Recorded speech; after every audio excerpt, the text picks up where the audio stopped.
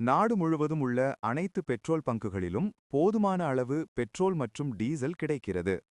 நுகர்வோர் பாதுகாப்பற்ற கொள்கலன்களில் பெட்ரோல் அல்லது எந்த எரிபொருளையும் எடுத்துச் செல்வது கடுமையான பாதுகாப்பு அபாயங்களை ஏற்படுத்தும் என பெட்ரோலிய அமைச்சகம் எச்சரித்துள்ளது.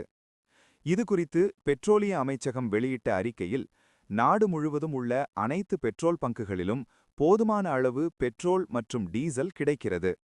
தமிழ்நாட்டில் உள்ள ஒரு சில்லறை விற்பனை நிலையத்தில் பெட்ரோல் பாதுகாப்பற்ற கொள்கலனில் எடுத்துச் செல்லப்படுவதை அறிந்தோம்.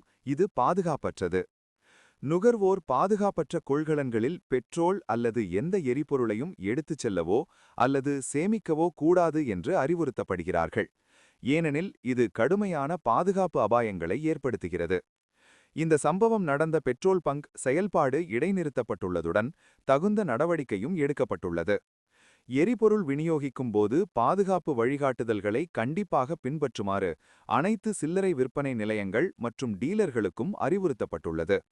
எந்தவொரு மீறலும் கடுமையான நடவடிக்கைக்கு வழிவகுக்கும் என தெரிவிக்கப்பட்டுள்ளது.